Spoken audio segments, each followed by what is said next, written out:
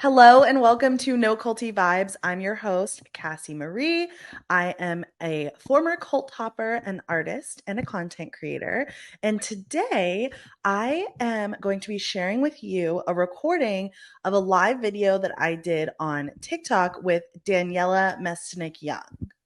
Daniella is amazing and has a really unique story. She was actually raised in the Children of God, the cult started by David Berg. Daniella was able to escape the cult as a teenager, and then she went on to join the US Army and realized that there were a lot of similarities between her experience being raised in a horrible, destructive sex cult and her experience in the military.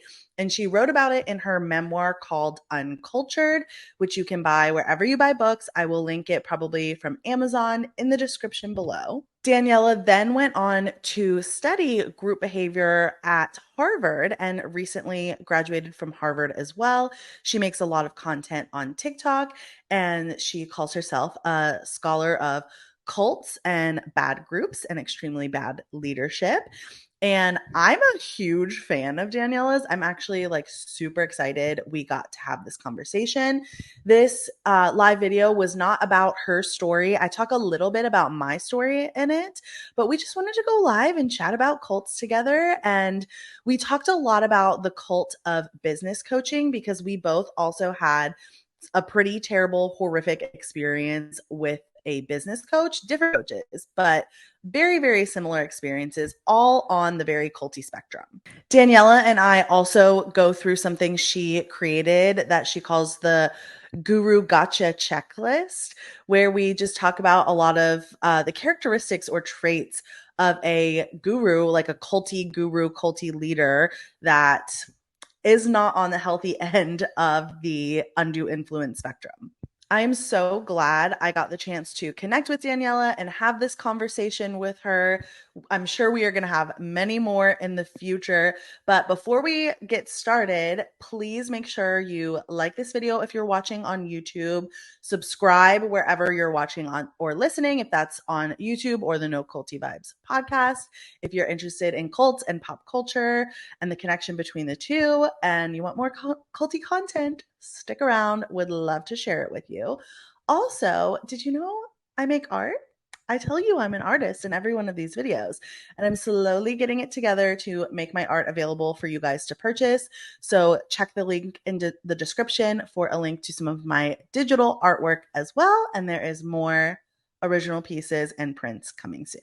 So without further ado, here is Daniella and I chatting about all things culty.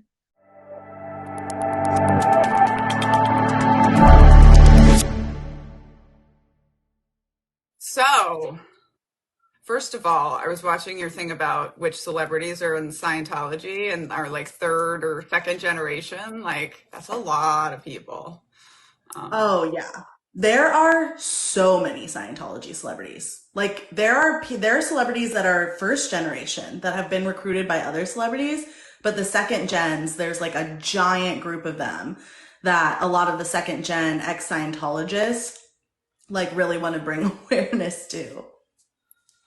well, yeah, because your kids that grew up in the cult are always going to be one of your best like recruiting assets to go Yep. out and deliver your message. So, Yeah. do you want to introduce yourself and tell your culty story? Sure. I will try to make it as quick as possible.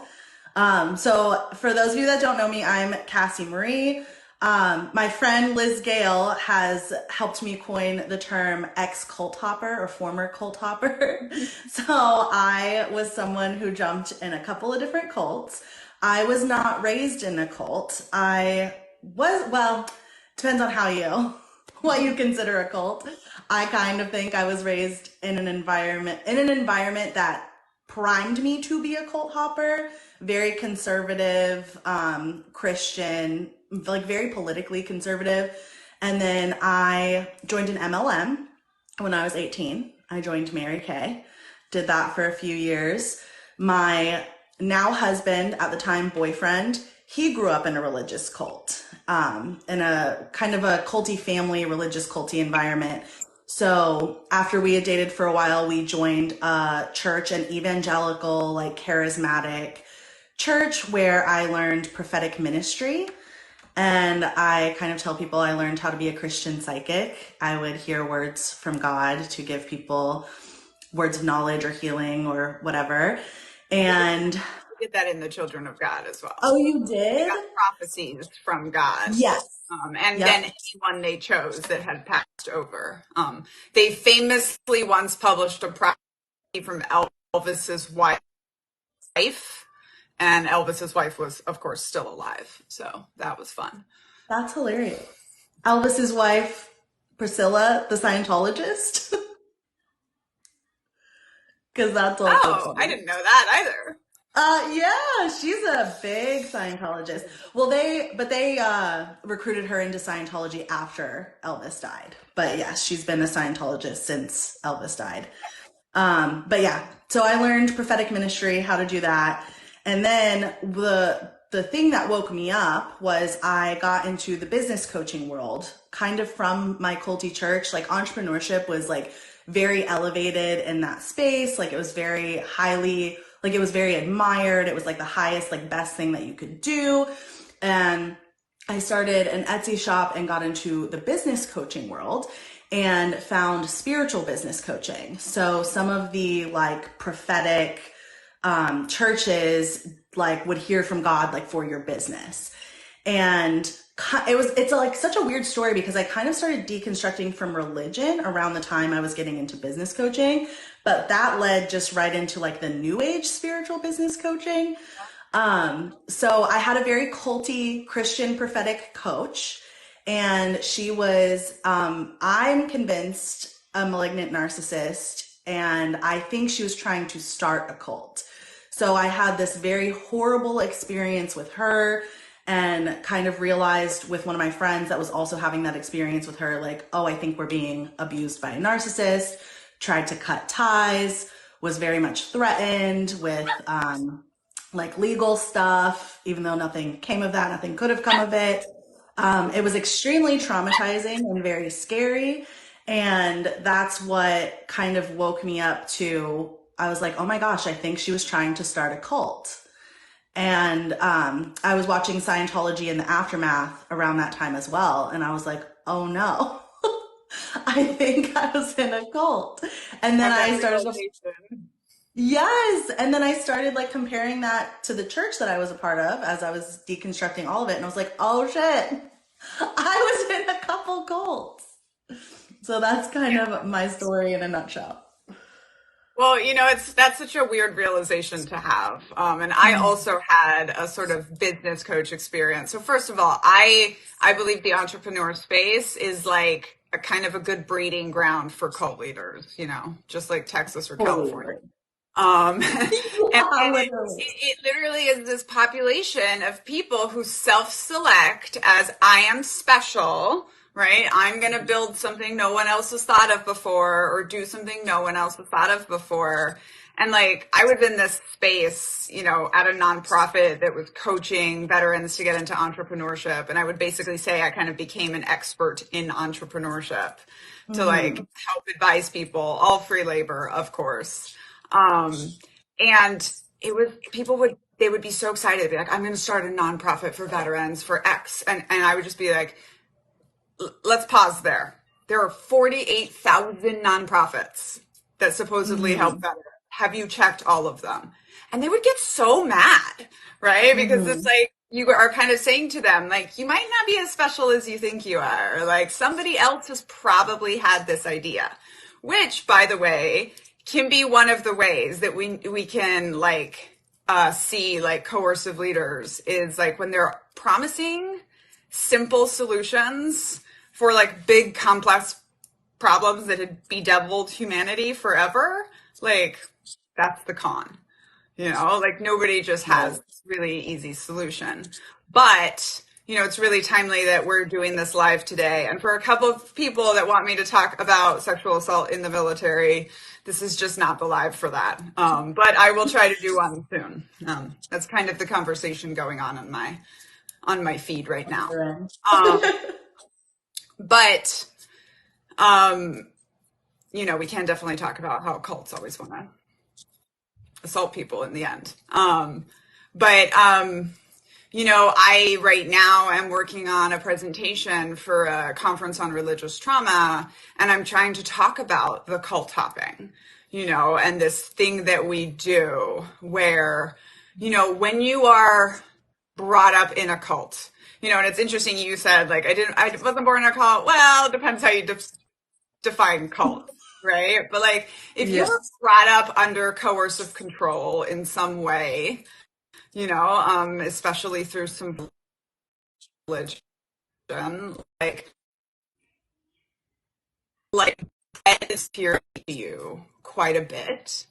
Mhm. But then you're also like I describe it as almost being like hopped up on community and mission, Oh, yeah. to an almost unhealthy extent.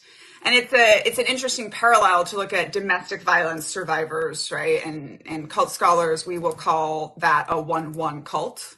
That like Mhm. that's the same experience that you're having. It's just a single person. And then when a person comes under the coercive control of a group, we'll describe that as a cult. But like, you've probably said it a million times, like, in order for you to have had this very similar experience of coercive control that I have, that I talk about going through in like a real cult. Right. Um, and something else interesting recently, I was talking with Dr. Stephen Hassan, and he was saying, I think all cult leaders grew up in cults. Yeah. And like when I look at that, it's like, yeah, I mean, absolutely. Like, was David Berg, founder of Children of God, one of the most fucked up humans in God's green earth? Yes. But his childhood was really fucked up under a controlling mother who was a narcissistic evangelical revivalist in the 30s. So it's like Yeah. they're growing and you're learning that stuff, right? And it's from a parenting book that I found that said, we learn both sides of every relationship that we are in.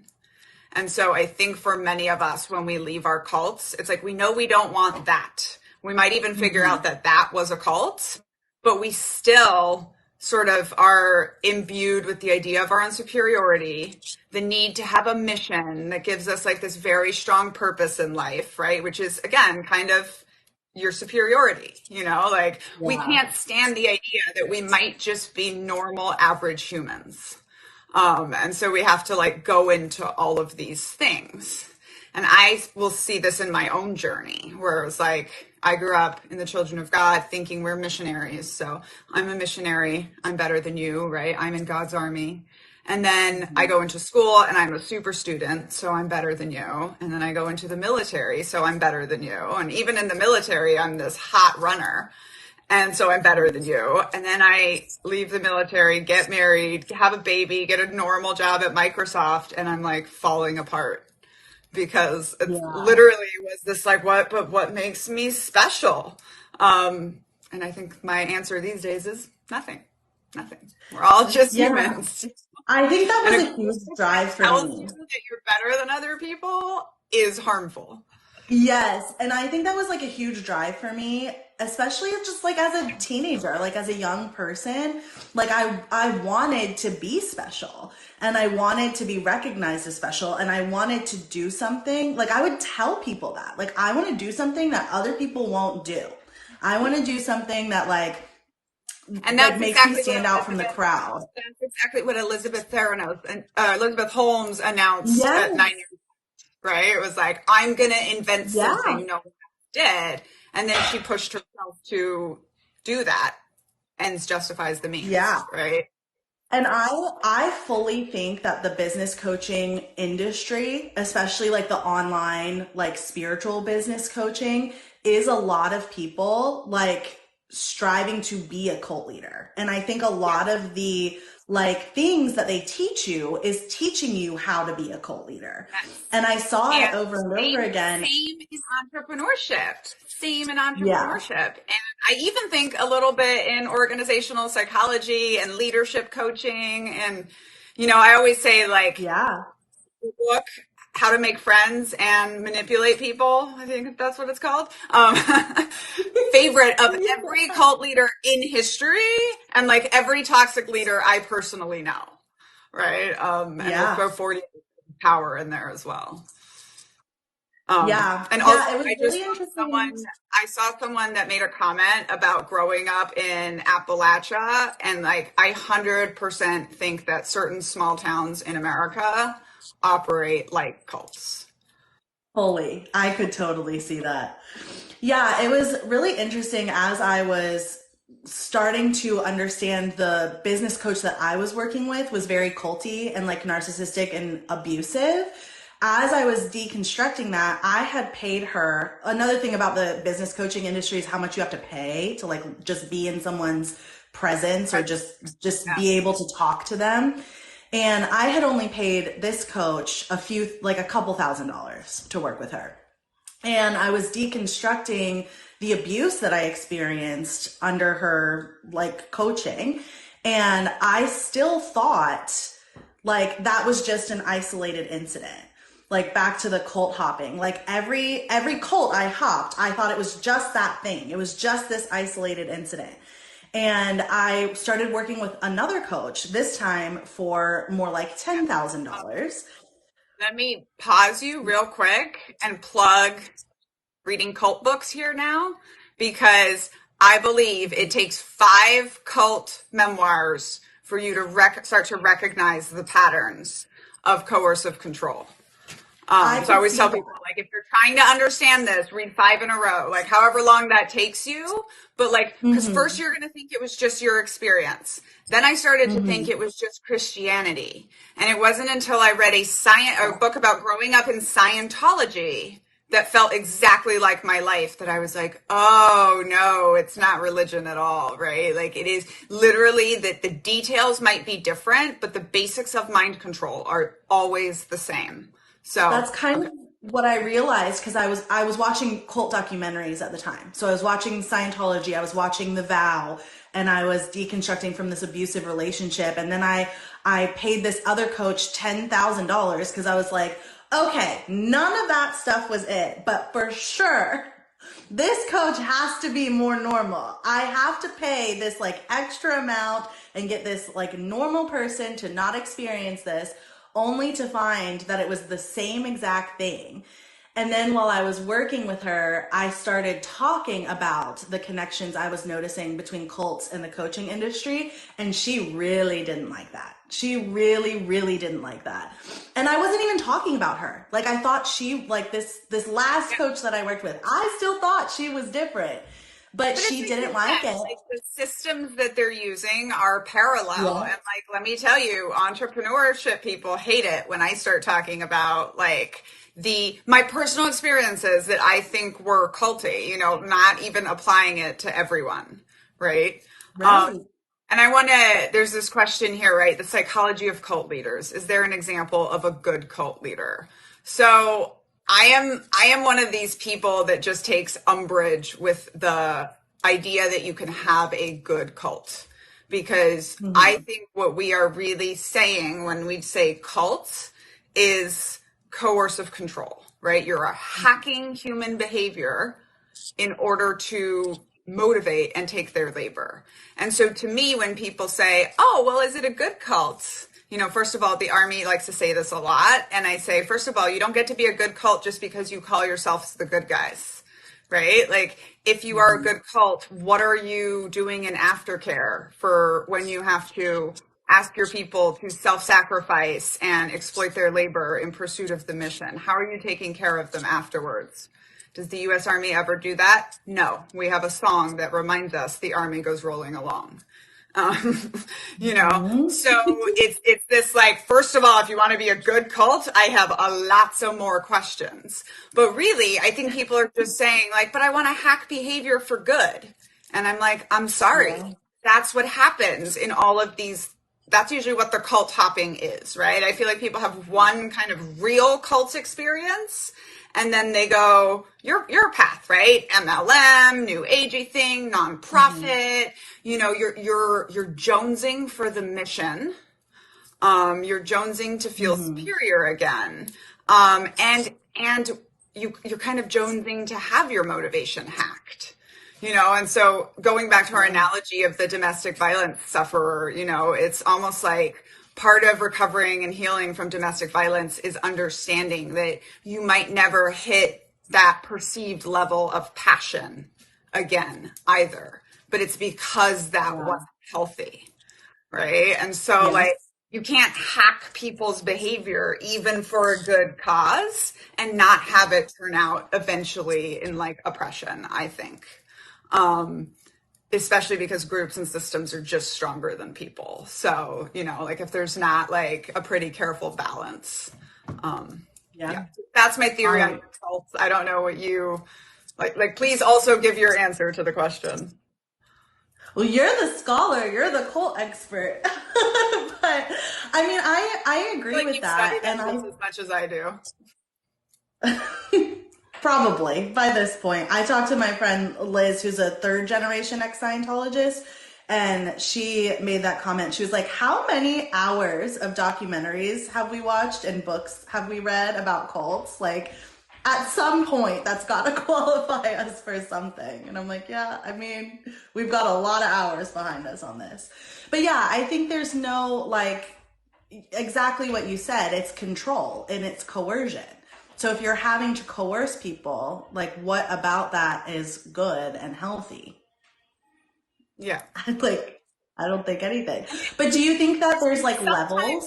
think the coercion happens by the group and by the way that group norms work, right? This is why I'm always so concerned with any kind of total institution. So, a total institution is Mhm. where like situated people live and work separated from the rest of the world with some sort of formal overlay. So this can be military. Like my argument is that when the military deploys or goes away to training, you are going in for a cultic experience. Your labor is Right. going to be exploited because you're activated around the clock for a year. You are away from the world. You have incredibly high exit costs, right? Like all of these things that don't always apply to the military. And where I think the coercion starts coming in is that there's no limit to how much the group is going to ask you to self sacrifice. There's no limit to how much labor begins to be expected as a group norm, right? And so this is also what's really hard for cult survivors to unpack sometimes because they're like, I wasn't forced to do anything, right? I did everything Right. voluntarily. But unless you understand how strong group norms are, like it's really hard to realize that you didn't have as much control there that as you think you did, or as much of a Right. choice. Yeah, and I think it takes a long time to like understand that. And I think that's a part like that's another reason why people cult hop is that like it takes a long time to understand that your choice wasn't exactly your choice. Yeah. At least for me, that was like a very weird thing to wrap my head around. And still, I've been, I left this coach 5 years ago now, but I've been deconstructing 7 6 7 years at this point, and I still look back at some things and question, like, but did I choose that or didn't I? Yeah. Well, and this is an actual like human bias is that we truly Mhm. believe we are rational people. And fucking Rene Descartes told us, I think, therefore I am. One of the things I learned in my organizational psychology masters was that even adults on our best days, we understand 30% of what is going on with us emotionally. Like, Um, basically, science has proven in many, many different ways that human beings are not rational. Like, we really aren't. I think one of the ways this becomes obvious is like parenting rule in my house is we don't get to say because I told you so. So if we tell her to do something and she says why, we have to give a rational explanation. And you really yeah, realize how much of parenting is just whims.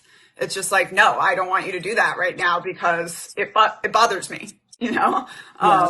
or whatever. So Yeah, Yeah. I apply that first of all to children. Like, we expect children to be so in control of their emotions, especially in cults and high control groups. And like even adults, right? We're not, even on our best days. Um, Yeah. and today I'm slightly on my not best day because I was drinking wine with Danielle last night. So Oh no. Yeah. you have to read my book.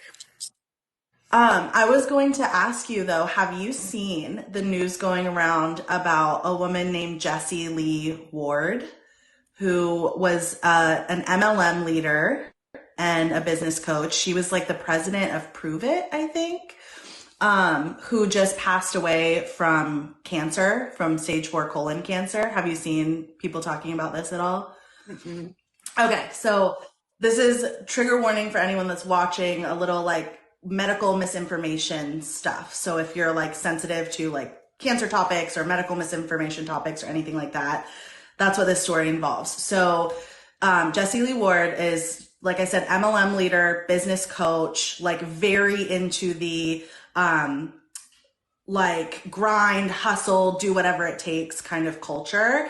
And she's also been accused of being very high control in her masterminds and in her retreats. She was going viral for a while because in her last one, she made them like do hours of workouts every day on the retreat and made them follow a very strict diet and like walk barefoot on the streets of a Latin American country. I can't remember which one they were in, but it was like a very high control thing. And she's also very holistic.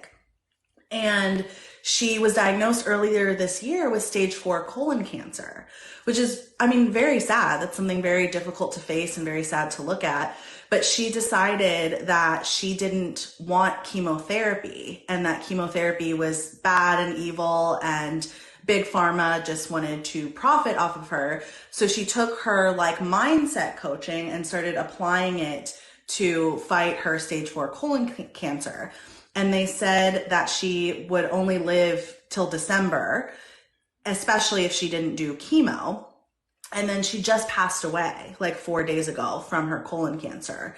And a lot of her followers are now going around saying that she didn't die of the colon cancer.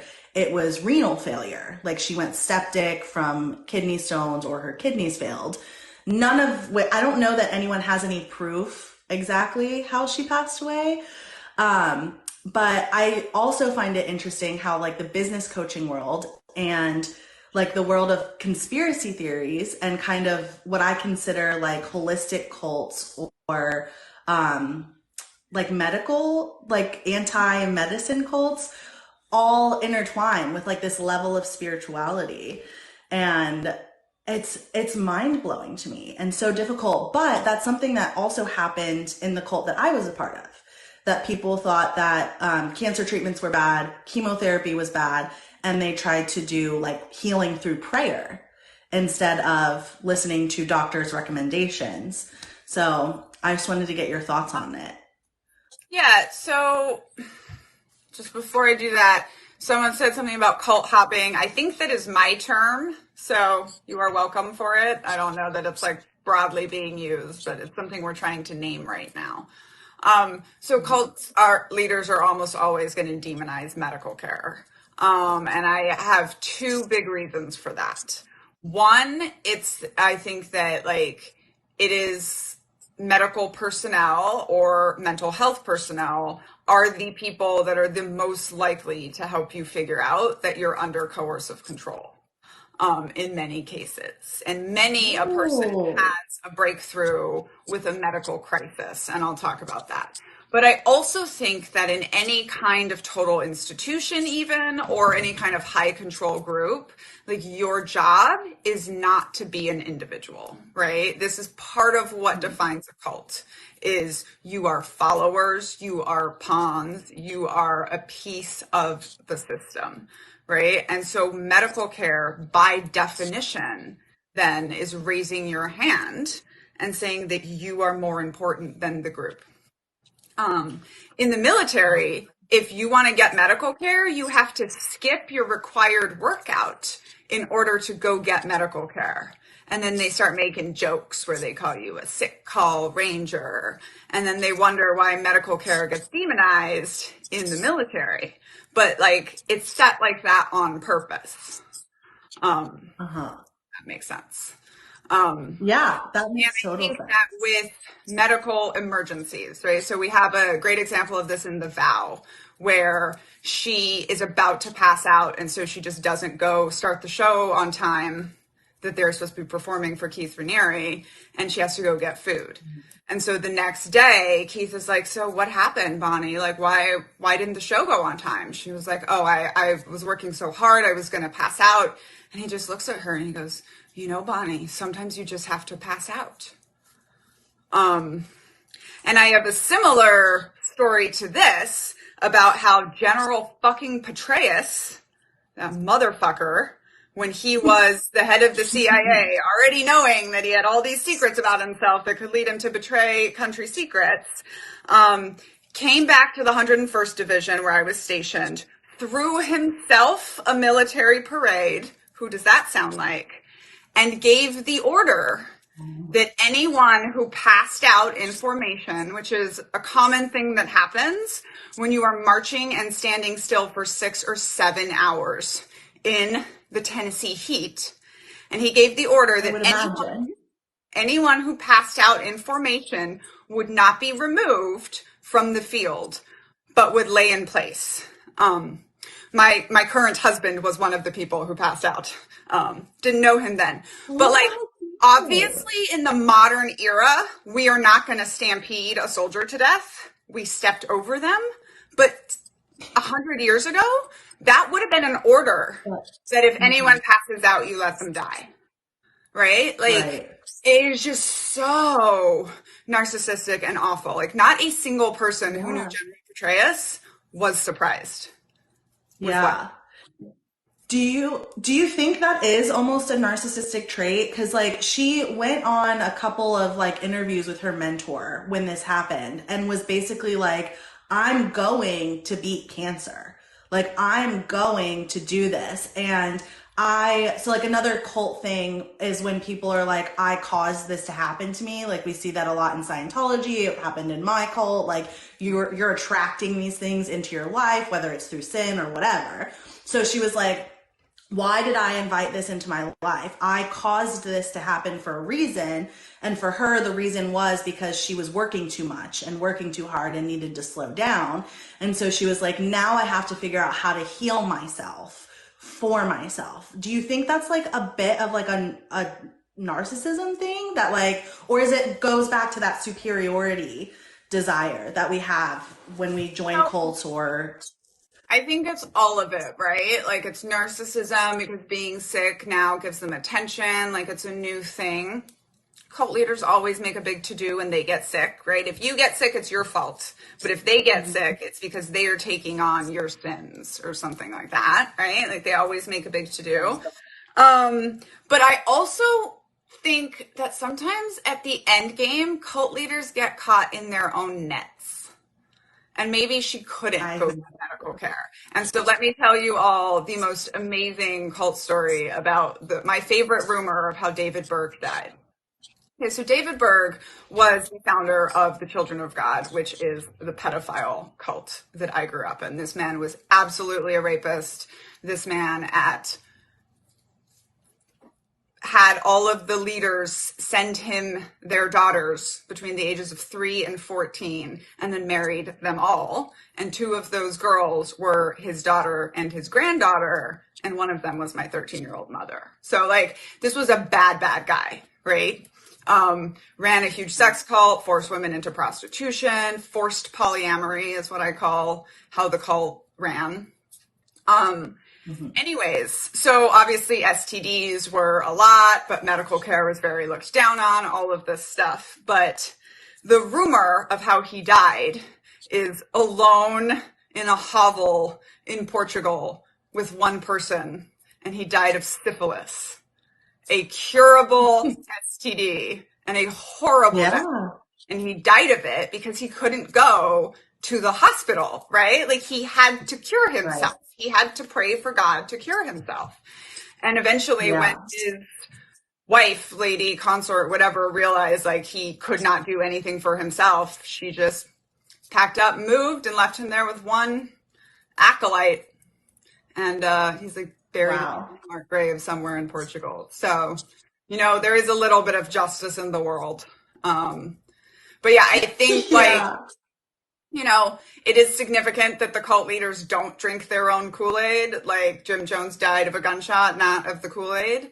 But I Right. think they still absorb some of it and they get caught in the net of their own making. Did you My get life this is the being notification? flagged for harassment and bullying. Apparently, somebody did not like the way I was talking about General Petraeus. And I can guarantee Oh, that person was not in the 101st Division. yeah. I get flags the worst when I talk about any Christian cult. If I talk about Scientology, I can talk about it all day long. No one cares. If I mention the cult I was a part of or any other Christian related cult, I get reported like so much and flagged. This is, people say all the time, like, how do these cults get away with everything? It's because they weaponize freedom of religion, and we don't have any Hmm. laws for freedom from religion. And so they can get away with murder, often literal murder, because they say freedom of Hmm. religion. This is, you're persecuting us for our religion. Um, Yep. you know, Like, okay. a Whatever. that lives near me, and they're all people of Asian appearance from this ship in from Napa, California. And I literally think one of the reasons they relocated here was so that they could cry like racism or religious hatred if people start asking questions. Be like, this is our culture, this is how we live. And like, but if they were over there surrounded by more people of their culture, they would be called out on that. It'd be harder. Yeah. So you gotta I'm go somewhere else. I'm so excited for your book, The Culting of America. Like I literally cannot wait. It's a topic my husband and I talk about pretty regularly. Just I'm all of thinking it. too, we should go through the Guru Got You checklist for everybody too. Yes. I want to get your thoughts. So the Culting of America now is on sale. So we are waiting to see if a publisher buys it, at which point it takes me about a year to write it and then probably another year to come out.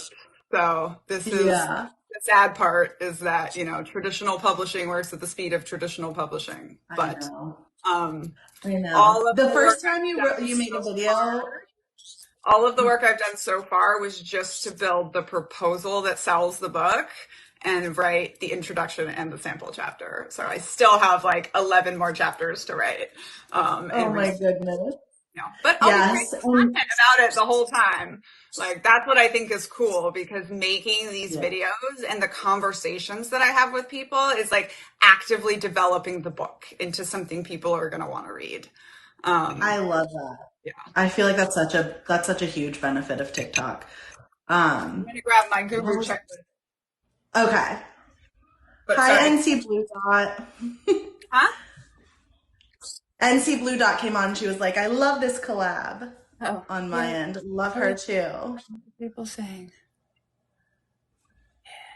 People are getting shut down and moving accounts for speaking about the cults. Yeah, we're gonna see what happens. Fortunately, my cult is pretty defunct. But I have been warned by other scholars, just like don't talk about Scientology, leave it alone, because like they sue, and other people are out there There's, doing it, right? Like Leah Remini is doing it, let her do it.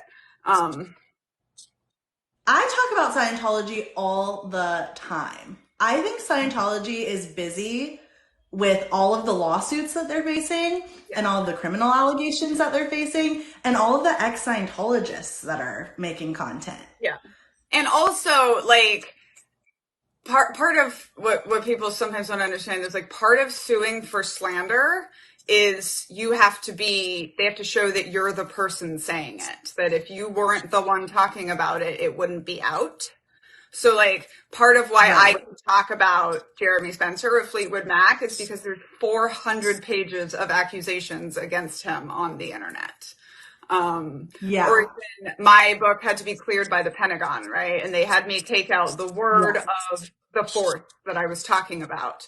But like this force has a Wikipedia page. And that's not how it works. Like we could have pushed back and been like, sorry, it's out there, but we decided not to because sometimes you should Yeah. listen to the Pentagon, I guess. Yeah, that's kind of the rule that I try to stick to when I cover any of it is usually I'm sharing things that have already been talked about somewhere. But yeah, I've been talking about Scientology for 2 years and some of my Scientology videos have over 1 million views and I've never run into a single Scientology issue. I'm just, my other theory though is that they're too old for TikTok and they don't understand how to monitor Yeah, it. exactly. That's my other theory. And I think too, Um, they just don't take it seriously. yes. That's what's great about my platform is just like all of the haters like just show themselves off because they can't possibly be bothered to listen to a woman with big earrings who's knitting fluffy things. Like it just Yeah. sets off too much of their hatred, so they just go away. Yeah, they can't do it. Someone on my end said, wait, what? Fleetwood Mac? Can you explain to them Jeremy Spencer from Fleetwood Mac real quick? Oh, yeah, let's talk about this. So, Children of God, first of all, is the cult that both River Phoenix and Rose McGowan were in for time as children. Um, Jeremy Spencer. Okay, so Jeremy Spencer was one of the founding members of Fleetwood Mac, and what's specifically important is he is a very good slide guitarist. At the time, according to him, he was the only professional slide guitarist in the world. I have no idea how true that is or was, but it is a pretty unique skill. This will come back later. So he was it 71 or 72? One of those years was hanging out with the band, said he was going off to get a magazine, and then actually just went off and met up with Children of God and, had been recruited. To which, by the way, people like to say, like, none of the rest of the band knows. Like, no, the band showed up, went and Yeah. visited the cult, like, tried to get him Yeah. back, and, like, sort of, they've always known. Yep. So I grew up with Jeremy Spencer of Fleetwood Mac. I lived with him for over 6 years. And the four young, beautiful daughters that he was, of some other leader that he was given to raise, are some of my good friends. And he was getting royalties his whole life. And people like to argue that, like, oh, but all the popular songs were later. And, like, has Taylor Swift not taught us that popularity of some music increases the popularity of the back catalog? Yep. So Jeremy Spencer brought millions and millions and millions of dollars into the cult. Supposedly he's still worth $3 million today, somebody told me. And like he toured the world doing concerts as Jeremy Spencer of Fleetwood Mac, like into my lifetime. Like I was 12 years old, I think, when he did his last one. And he tried to do one in America with Mick Greenwood, who has performed with him several times since all of the accusations. And he had a concert going, and Survivors of the Children of God called every single venue and were like, do you know who you are putting on the stage? And he was trying it again in 2020, and then COVID shut that down. But like, yeah, he's still out there, and this cult is still funded on the money. And it's also a reason I think his children won't speak out because he's going to die soon, and they're going to get royalties for 75 years after his death. Oh, yeah. Yeah, that's how royalties work. Yeah. And then my other issue is with Stevie Nicks. Like I know people love her and I get it. Like I also like everyone's crusade is not my crusade, but like I just say as a woman, if I joined a band that had a famous pedophile, I would want to do something Do about that. something. Even Say if it was something. just create a fund Anything. to help the Yeah. children. Yeah. Or Yep. just get the name of the cult more well known, like they just never did Yeah. anything. And they're all worth hundreds of millions of dollars and we are all broken. And I can neither confirm nor deny if he is Uncle Jerry in my book, but Oh. He's also still in the Rock and Roll Hall of Fame. Yeah, that's insane. So That's that very is insane. Jeremy Spencer. Yep. Um, and Unfortunately, what he's I've learned also like from, he's one of my examples of failed narcissists that join cults instead of starting their own. And I feel like, Tom Cruise and a lot of these oh, Scientologists are good examples. Like, it's hard work to start and run a giant organization, right? Like, yeah. it is. And Jeremy Spencer never had to. And Jeremy Spencer is not a charismatic man. Like, he chews his toenails in public as a grown fucking adult. Like, he has a lot of issues, but he was just handed tons and tons of power. Yeah. Oh my goodness. Yeah, what I've learned from celebrities, from looking into celebrity cult members, is celebrities rarely care what their co-stars or colleagues are involved in. They're worried about their Yeah. Cult of Hollywood, I like to call it. And I feel like at that level of fame and money, everybody is involved in something messed up. Something. Everybody's probably got something they can be attacked for, so they don't want to Yeah. stand up for anything, unfortunately. So, do you want to go through your Also, when guru I think about checklist? culting of America, I think every editor's group is going to get picked on. So I don't know if any of them are going to choose to buy it. That's funny. So I hope yeah, someone does. We all want to buy it, so someone should do it. okay, let's talk about the guru gotcha checklist, right? So I am the opposite, I feel like, of most cult scholars that like very carefully try to define what is a cult. I understand the need for that, but I've always hated it because as a survivor of a cult, I'm like, as soon as you put together a handy dandy checklist, guess what cults do? They take that checklist and they say, thanks. Yeah. Now let me train my people on how to answer to not being a cult, right? So I don't find it that effective. But in this time of unchecked gurus and thought leadership, literally, I was so creeped out by thought leadership in entrepreneurship. I was just like, Oh my gosh, yes. do it. So I've started compiling what I'm calling my guru gotcha checklist, right? Because like I can't just go around calling people cult leaders, but like the holistic psychologist meets every red flag on here, like, and you should be looking at those things. So it's 15 things. Okay. So there's a lot. So one is a heavy focus on their own uniqueness. I'm the only person in the world that does X, right? I'm the only professional slide guitarist. Oh, I forgot to talk about why that mattered, because people are like, couldn't Rolling Stone just re-record the stuff? I actually don't know if they can, because supposedly he has this very unique musical skill. Yeah. Anyways, so heavy focus on their own uniqueness. Intense, come here, go away behavior to keep you off balance. Number 3, always asking you to prove your loyalty. And I like to say here, like, good leaders should be always proving their loyalty to you. I have in Uncultured, in the military part, I kind of give you your 2 types of charismatic leader, if you will, right? The malignant narcissist and then like the transformational leader guy. And this leader who I loved, and one of the reasons I loved him was because he's taking over. I'm a lieutenant, and a lieutenant is an officer, but it is not a respected rank, right? It's kind of like being brand new in an MBA in a company. And so you're really asked to prove yourself all the time and ridiculed and hazed. And he came on and he just said, my first meeting with him, he's like, look, you don't have to earn my respect here. The Army put you in place and gave you this rank, and like, I trust that you can do it. He's like, so the only thing you can do is go down. And like, I would have died for that man.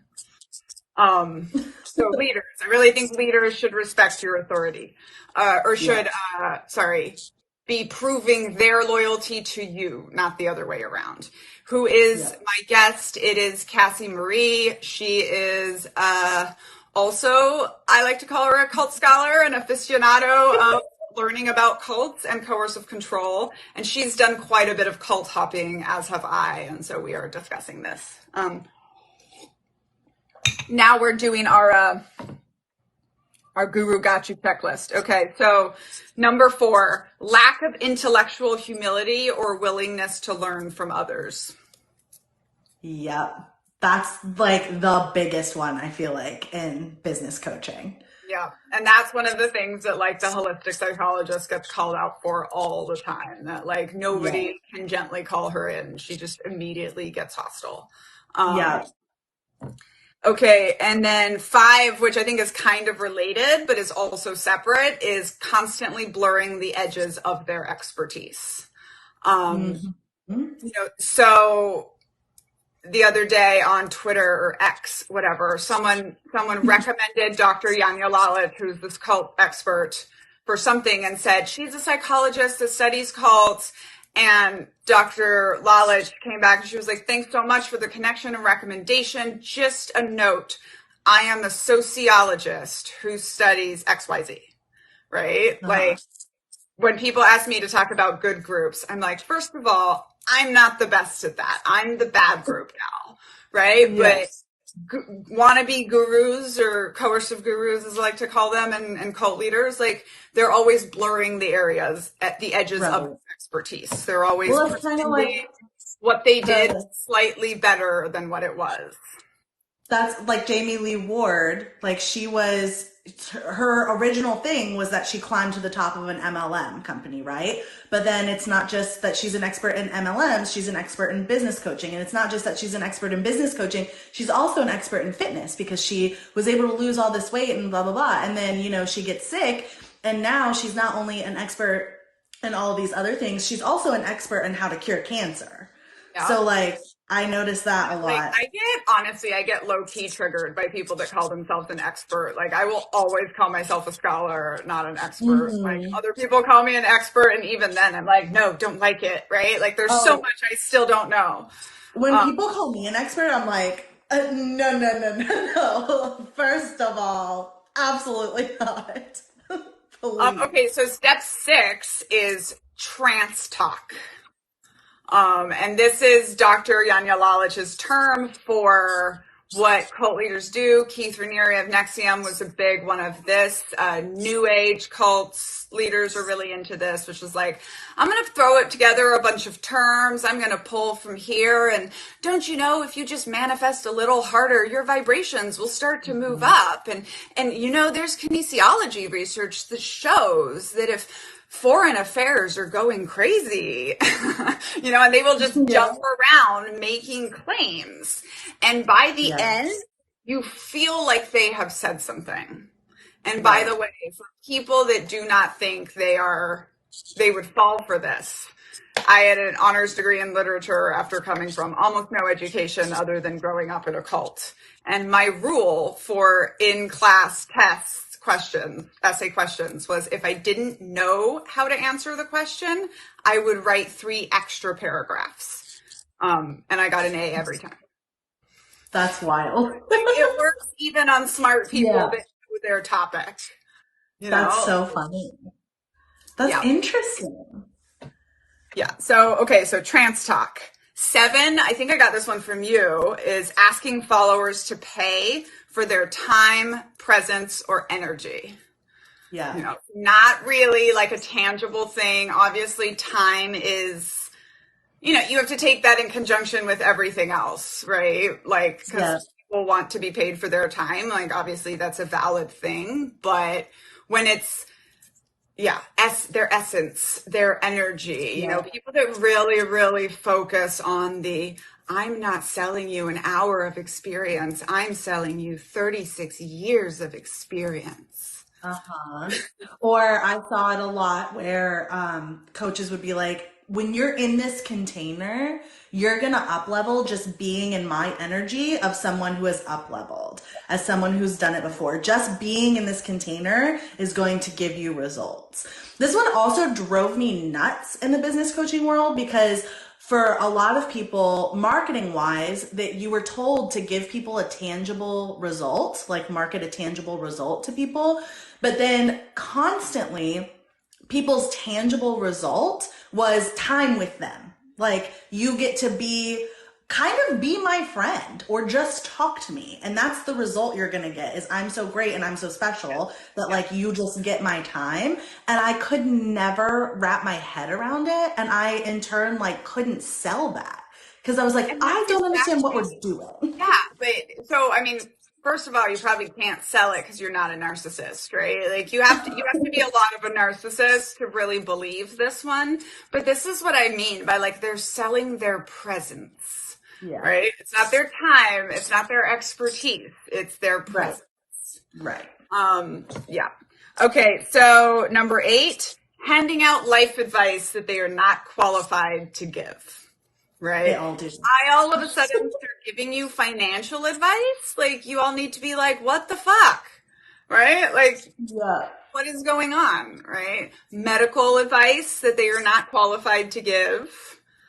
Yeah. And all kinds of advice. And for my army folks on here, everything ever that a sergeant major says to a soldier about running. I would literally be like running behind the sergeant major being like, nope, disregard that. Nope. Don't lengthen your stride, shorten your stride. Like, nope, don't do what he's saying. Yeah. Like they just like assume because they've been in the army for 30 years, they know about running and they should be like coaching Yeah. these soldiers. Oh, yeah. Yeah. I think gurus One of like the things that I have a problem with in the army is they just think that like every sergeant can be a physical fitness coach. And I'm like, no, no. oh yeah. This is That's part the of why, thing, this like is with part of gurus, why they're is they being paid think, billions of dollars to soldiers. yeah, they think that their life experience like means something to everyone else. Like every single life experience they've ever had means that they know exactly how this goes for everybody. And they will tell you exactly how it goes. And there's a difference here, and I think I can explain it, right? Because people will Mhm. confuse what I do or what you do with that, right? Like Yeah. when I Yeah, yeah. share my life experiences, it's usually as an analogy to something that I'm trying to Right. teach, right? It's like in this, actually, a psychologist once said to me, you know, we study the extremes to understand everyone else. So it's me Right. going, like, here's this very extreme story I lived through in the Children of God or as a woman at war, but like, here's what matters to people. This is not what our coercive gurus are doing. They are making you memorize the stories of how I got onto the first mixed gender combat team and like know those stories and talk about that almost as like mythology, right? I find this in the startup world where like all of a Mhm. sudden pictures of the leaders start going up everywhere and you start talking about the founder story and Yeah. it's literally like children quoting Bible stories. Like I it's have this comment on my end that says they have main character syndrome. They're the main I character like of that. everyone's Yes. story. Yeah. We might have to put that on the checklist, I actually. like that. Okay, this is an important one. Requiring some form of purity from their followers. And I forgot to mention this, we were talking about medical stuff. Medical purity can be part of that, right? I'm not going to That put makes chemo sense. in my body, right? Yeah. And so purity requirements can be around almost anything, right? A lot of hair control is about purity. A lot of sexual control is about purity. A lot of eating control is about purity. A lot of don't do drugs and alcohol is about purity. And Yeah. purity is really, really important to coercive control, specifically because people are human and we're really bad at being perfect. Mhm. And so not only are you constantly striving and never perfect enough, but you're also like self-sabotaging and kind of becoming your own jailer because you're always beating yourself up about trying to be pure.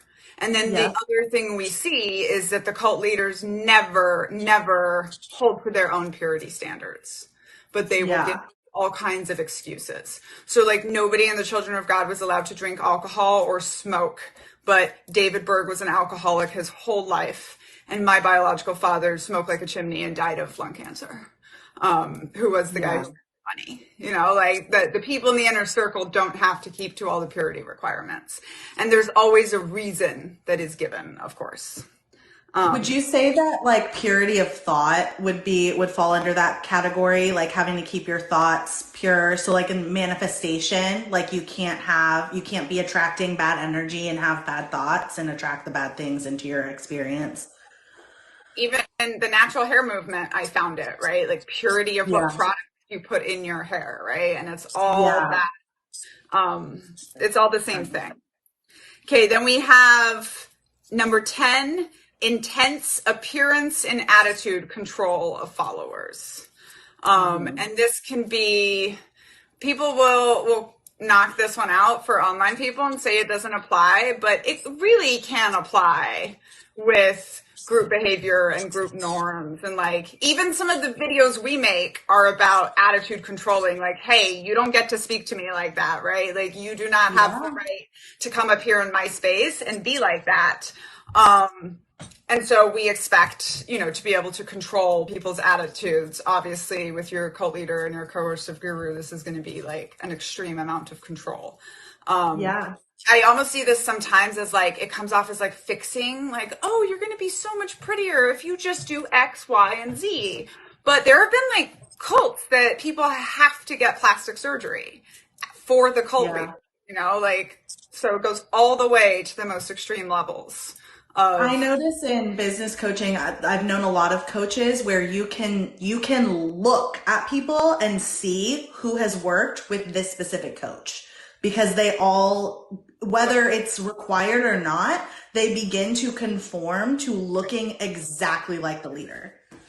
It's this wild. is a big one that people get confused on. They think cults always have uniforms, which of course means if you didn't have a uniform, you were in a cult. But it's not Hmm. uniforms. It's uniformity of appearance, right? You are not I supposed to stand out. This is why women fare poorly in the military, because you're not supposed to stand out, and we do, right? So the Children of God, we never had any sort of dictated. The only thing that was dictated was that women were not supposed to wear bras and little girls weren't supposed to wear underwear at night. Um, right. but but we definitely had a uniform appearance, and we also had a kibosh on anything that was trying to look cool. Yep. By the way, so does the U.S. Army, right? The U.S. Army has manuals and pages and pages and pages of regulations, but also any commander or basically anyone who's higher ranking than you can tell you that you look too fattish. And of course, this is Hmm. weaponized against women all the time. Like once I Yeah. did some French braids and pinned my curls back, and I got told that my hair looked too good, and I had to go take it down. Oh my God. Completely in red Yeah. light, had to go take it I down. get I get comments on a lot of my Scientology celebrity videos where people are like, "Oh, that celebrity looks like a Scientologist," and I'm like, "Yeah, That's he what I looks was the thinking when same." you showed those pictures, like in a row. I was like, Yeah. as soon as you put up something, I was like, yep, they look like a Scientologist. Yep. Uh-huh. And it is Yes. it's that uniformity. And it's also what, like, Mhm. cult members can't tell. Like, when you're in it, you can't tell, like, how uniform they No. are. And they also can't tell they're creepy, like, cult members smile. Yeah. Hmm. You're acting all the time. That's why so many actors come out of cults. Yep. Okay. 11. Talking poorly about other leaders in their industry. This is This a big one. That is absolutely positively not allowed in the business coaching industry whatsoever. And you will get read to filth online if you have anything negative to say about the industry or a specific coach. Yeah. Yeah. But also, I feel like gurus are always trash talking other people in their field too. Like, and not in like a criticizing, oh, like this person did something wrong, let's call them in on it, but just like, oh no, Cassie, no, there's no Okay. legitimacy to her. They'll Like, do she that. gets all her information. you They know. do that within their containers. So like they won't do that publicly. Some do, but once you get behind really any paywall, even their like low cost paywall, that's when they'll be like, "Oh yeah, no, that's not And a thing. I know where that comes it's a from." part of their strategy usually to get money, right? It's like, no, Yeah. don't go to that person, come to me. Yep. Um, the business coach that I had that I paid $18,000 to, who also threatened to sue me when I left. She got mad at me for creating a board for my company because she didn't want me talking to anyone else. And that's when I was like, oh no, I'm walking Uh-oh. away. And then she was a business coach. Now she's a spirituality coach. And I'm like, same. I'm like, woman, you're trying to start a cult. Uh-huh. Like I knew it back then. All right. 12, blaming systemic failures on individual action. And Mhm. this we see, of course, in cults, right? Like nothing is the cult's fault, everything is you. Yeah. In Nexium, they call all of their ideology, they called it the tech. That way, if Mhm. something was wrong, it wasn't the tech, it was you. Um, Yep.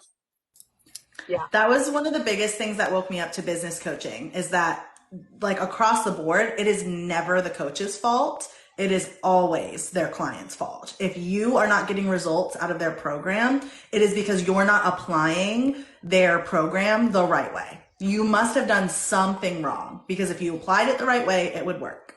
Mhm. Yeah, and this is also, I feel like all of the toxic positivity and positivity mindset Yeah. stuff, everyone that loves the 4-hour work week, like all of that falls into this for me. Yeah. Um, okay, blurred sexual boundaries or using young Hmm. women to entice followers. So skinny white woman to entice followers, but also just like toxic gurus are always trying to find ways to touch you, right? Just like Oh, to yeah. blur the lines between what is appropriate and what is not appropriate. And That kind of gives me like, that's kind of like triggering. I'm like, yeah, when that I coach hear the literally did that to me over Mormons, when I this. hear the ex-Mormons talk about how people would check for their garment, Hmm. their undergarments with like a hug or whatever, I'm like, that's what that is. That is blurring Yeah. the line between what is appropriate, affection or touching and what is not. Yeah. Um, okay.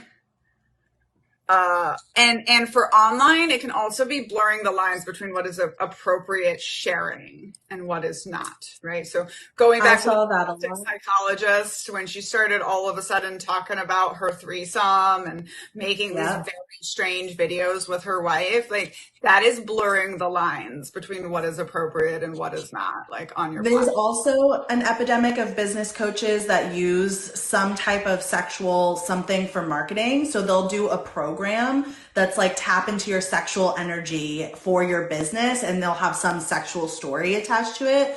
And that is the one thing that's finally getting some criticism in the coaching space because people are like, why? Yeah. Yeah. What? Why? Yeah. Why? Let psychologists and therapists help people with that. Right. But and it's blurring the what was I going to say here? Oh, so and part of why people are like, why does this always get to sex, right? Like, we have a joke Mhm. that like eventually, no matter which god you believe in, he always tells you to sleep with everybody's wife. um Mhm. and it's because they get addicted to power, right? And Yeah. coercive sex is about power. Which is Mhm. also to say, for any of you listening that have maybe not had this realization, if you in any of your groups were ever made to have sex with someone because of anything, especially because of spirituality or some other person's will, whatever you believed in, like that was assault. That Yep. was coercive sex. And usually it takes us a while to realize like why we have a lot of these tendencies that a rape survivor might have from growing Yeah. up or being in these environments. So yeah, and then also this is why also my rule number my commandment number one for good groups that are not cults of the 10 commandments is don't rape the children. because Mhm. again, it always gets to that, and we'll bring Jeremy Spencer right back in here because It's if you can in, do whatever you want to children and keep your position in life, you're powerful. it's insane how much I can reference that when I'm talking about different groups as culty or cult-like and people are It's arguing with me. I'm like, listen, rule number one, don't rape the children. And every exactly time I here's say this, how this is every occurring. time I say this, people do that uncomfortable. Well, obviously, and I'm like, yeah. And how many groups can you list right now? Right now, how many groups Yeah. go? And of course, Yeah. there's tons of them. Okay, and then need to get through this. Okay, 14, requesting followers to leave their jobs. Come, follow me, and I will make you fishers of men. Yeah. MLMs, always asking people to leave their jobs. My best friend Danielle, yes, it's Danielle and Daniella. No, we're not sisters. Just came back from a trip to Kenya where she was doing a volunteer thing, and it was with a religious organization. And there was one person that worked at the organization that wasn't married to someone else at the organization. And she was like, yeah, Yeah. encourage them all to marry each other.